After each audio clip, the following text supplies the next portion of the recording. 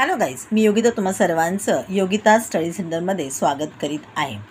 गेल्या वर्षी म्हणजे 9वीत आणि त्याच्या आदल्या वर्षी म्हणजे 8वीत आपण काही सिमिलर ऑफ ट्रायंगलसाठी टेस्ट पाहिलेल्या होत्या. म्हणजे मग ती ए टेस्ट असेल, ASA टेस्ट असेल, SAS टेस्ट असेल किंवा SSS ही टेस्ट असेल. या टेस्ट आपण पाहिलेल्या होत्या. त्याच आपल्याला इथे पुन्हा परत एकदा रिकॉल करायला सांगितलेल्या होत्या. आता जर का आपल्याला ए ही टेस्ट लावायची असेल तर जे अँगल्स आहेत ते एकमेकांना सिमिलर असतील तर त्यावेळेला आपण ही ए ही टेस्ट लावणार आहोत. त्याच्यानंतर ASA टेस्टची आहे किंवा AA टेस्टची आहे. दोन जरी सिमिलर अँगल्स असतील तरी आपण म्हणणार आहोत त्याच्यामुळे तिसरा अँगलसुद्धा सेम येणार आहे. मग मात्र दोन अँगल सांगितलेले आहेत म्हणून आपण AA टेस्ट अशी म्हणणार आहोत.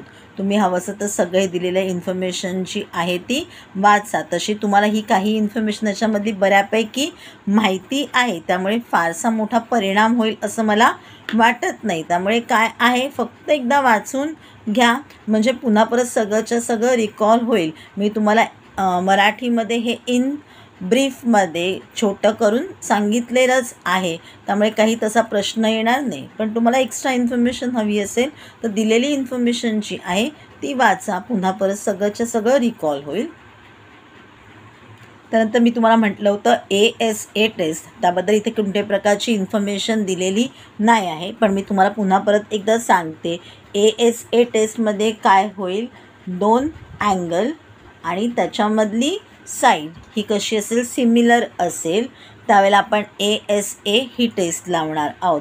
पुढे दिलेली आहे SAS टेस्ट, म्हणजे दोन साईड्स दिलेल्या आहेत आणि त्याच्यामधला अँगल बघा, दोन साईड्स दिलेल्या आहेत आणि त्याच्यामधला अँगल हा आपल्याला इक्वल दाखवलेला आहे. तेव्हा कोणता टेस्ट लागणार आहे, SAS लागणार आहे. SSS टेस्टमध्ये काय, तिन्ही साईड्स दिलेल्या आहेत आणि त्या सिमिलर आहेत किंवा इन प्रपोर्शनमध्ये आहेत असं सांगितलेलं आहे. त्यावेळेला आपण SSS ही टेस्ट लावणार आहोत. तर चला आता आपण त्याच्यावरचे एक्झाम्पल्स कसे सोडवलेले आहेत ते बघूया, म्हणजे आपल्याला पुढचे प्रश्न सोडवता येतील. तर एक्झाम्पल नंबर 1 आहे, in triangle XYZ angle Y is equal to 100 degree, angle Z is equal to 30 degree. In triangle LMN angle M is equal to 100 degree, angle N is equal to 30 degree. Are angle XYZ and angle LMN similar if yes by which test. आता आपण सांगायला सांगितलेलं आहे की ते similar आहेत का आणि जर असतील तर कोणत्या टेस्टने सिमिलर आहेत. तर इथे त्यांनी सोडवून दाखवलेलं आहे. In triangle XYZ and triangle LMN angle Y is equal to 100 degree, angle M is equal to 100 degree. Therefore angle Y congruent angle M, angle Z is equal to 30 degree, angle N is equal to 30 degree. Therefore angle Z congruent angle N. Therefore triangle XYZ similar to triangle LMN by AA test. जसं मी तुम्हाला अगोदर सांगितलं की जर दोन angles दिलेले असते तर तुम्ही कोणती टेस्ट म्हणणार आहात, AA टेस्ट म्हणणार आहात. दोन अँगल सारखे आहेत म्हणजे तिसरा अँगल पण सारखाच येणार आहे, कारण त्याची जी सम येते ती 180 येणार आहे, त्याच्यामुळे राहिलेला अँगल सेमच येणार आहे. पण तिसरा अँगल आपल्याला सिमिलर आहे सांगितलेलं नाही आहे किंवा कॉन्ग्रंट आहे सांगितलेलं नाही आहे किंवा त्याची आपल्याला मेजर सांगितलेली नाही, म्हणून आपण बाय AA टेस्ट येऊनच म्हणणार आहोत. आपला एक्झाम्पल 2 आहे, are two triangles in figure 1.51 similar according to the information given, if yes by which test. आता आपल्या इन्फॉर्मेशन दिलेली आहे, PM6 आहे, UV3 आहे, MN10 आहे, BW 5 आहे. मग आता तीच इन्फॉर्मेशन भरून आपण दाखवूया सिमिलर आहे का, आणि असं तर कोणत्या टेस्टने असणार आहे.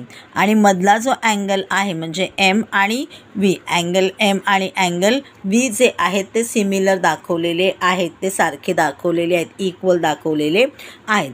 In triangle PMN and triangle UVW PM upon UV is equal to 6/3 equal to 2/1. आपण काय केलं, शॉर्टेस्ट फॉर्ममध्ये करून घेतलेलं आहे. आता एकाचा पुन्हा परत विचार करूया. MN upon VW 10/5 is equal to 2/1. Shortest form करून घेतले, दोन्हीही सिमिलर आहेत. Therefore PM upon UV is equal to MN upon VW. कारण दोघांचं प्रपोर्शन जे आहे ते सारखं आलेले आहे आणि म्हणून आपण म्हटलेलं की ते इक्वल आहे. And angle M congruent angle V given. Therefore PMN similar angle triangle UVW by SAS test. SAS दोन साईड आणि त्याच्यामधला angle SAS test of similarity. तुम्ही नाही एवढं म्हटलं तरी चालेल, SAS टेस्ट एवढं म्हटलं तरीसुद्धा चालेल. आता आपण पाहणार आहोत example number 3. Can we see that the two triangles in figure 1.52 similar according to information given? If yes, by which test? काय काय दिलेली आहे इन्फॉर्मेशन.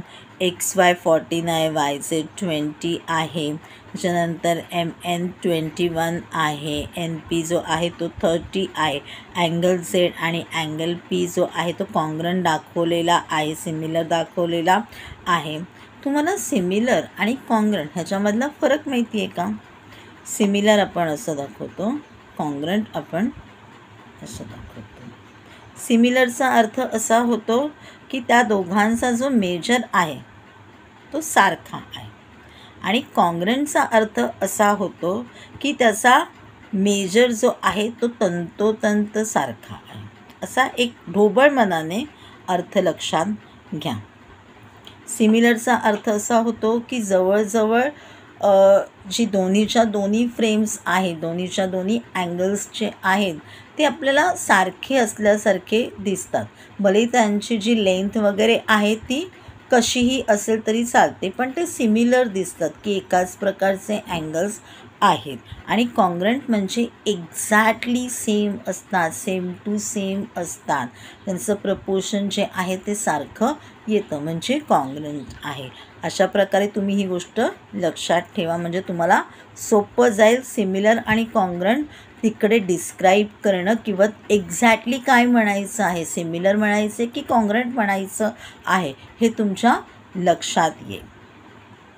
ओके, पुढे बघूया. In triangle XYZ and triangle MNP XY upon MN is equal to 14/21 is equal to 2/3. YZ upon NP is equal to 20/30 is equal to 2/3. Shortest form केल्यानंतर आपल्याला कळलेले proportion सारखं आहे. It is given that angle Z congruent angle P, but angle Z and angle P are not included angles by side which are in proportion. Therefore, angle XYZ and angle MNP cannot be said to be similar. काय म्हटले त्यांनी? Angle Z आणि angle P जे आहेत ते त्यांनी म्हटलेलं नाही आहेत की ते इन्क्लुडेड आहेत, आणि म्हणून त्यांनी म्हटलेलं आहे की ते सिमिलर नाही आहेत. आपण काय लावतो? SSA अशी एखादी लावतो आहे का? तर नाही लावत आहोत आपण काय म्हटलेलो आहोत? दोन्ही साईजच्या मध्ये जर असेल तर तो अँगल जो आहे तो आपला सारखा असू शकतो, बाजूला असेल तर तो सारखा असू शकत नाही, तो इन्क्लुडेड नव्हता असं आपल्याला रिझन तिकडे द्यावं लागेल. आणि म्हणून आपण म्हटलेलं आहे angle XYZ and angle MNP triangle XYZ and triangle MNP cannot be said to be similar. आता आपण पाहूया example number 4. In the adjoining figure BP perpendicular AC, CQ perpendicular AB APC म्हणजे कोलिनियर पॉईंट्स कोणकोणते आहेत APC आणि AAQB. Then prove that triangle APB and triangle AQC are similar. In triangle APB and triangle AQC, angle APB equal to 90 degree. हे आपलं first equation झालं. Angle AQC equal to 90 degree हे आपलं second equation झालं. Therefore angle APB congruent angle AQC from 1 and 2. Angle PAB congruent angle QAC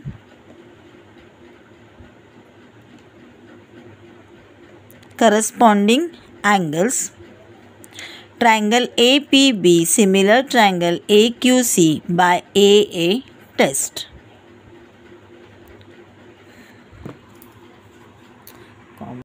आता आपण पाहणार आहोत example number 4. In the adjoining figure BP perpendicular to AC, CQ perpendicular to AB, APC collinear points आहेत APC, AQB. Then prove that triangle APB and triangle AQC are similar. In triangle APB and triangle AQC, angle APB is equal to APB. काय दिलेलं आहे इथे? Right angle दिलेला आहे म्हणजे 90 degree. मग आपण लिहून घेतला angle APB is equal to 90 degree. हेच आपलं इक्वेशन नंबर 1. अँगल AQC हा सुद्धा आपल्या 90 डिग्री दिलेला आहे. मग angle AQC is equal to 90 degree हे आपलं झालं second equation. Therefore angle APB congruent angle AQC from 1 and 2. म्हणून आपण म्हणालो की ते दोन्हीसुद्धा अँगल्स काय आहेत? कॉन्ग्रंट आहेत. Angle PAB angle QAC. आता ए हा त्याच्यामध्ये कॉमन अँगल आला म्हणून आपण इथे लिहिलं angle PEB congruent angle QAC common angle. म्हणून आपण म्हटलं therefore angle APB similar to angle AQC AA test. कारण काय झालं आपण मगाशी जे आहे ते दोन अँगल्स सांगितले सेम आहेत आणि त्याच्यानंतर कॉमन अँगल मिळाला त्याच्यामुळे AA टेस्ट लागली. हा सुद्धा अँगलबद्दलच आपण म्हणालो होतो. त्यामुळे कोणती टेस्ट लागलेली आहे? AA ही टेस्ट लागलेली आहे.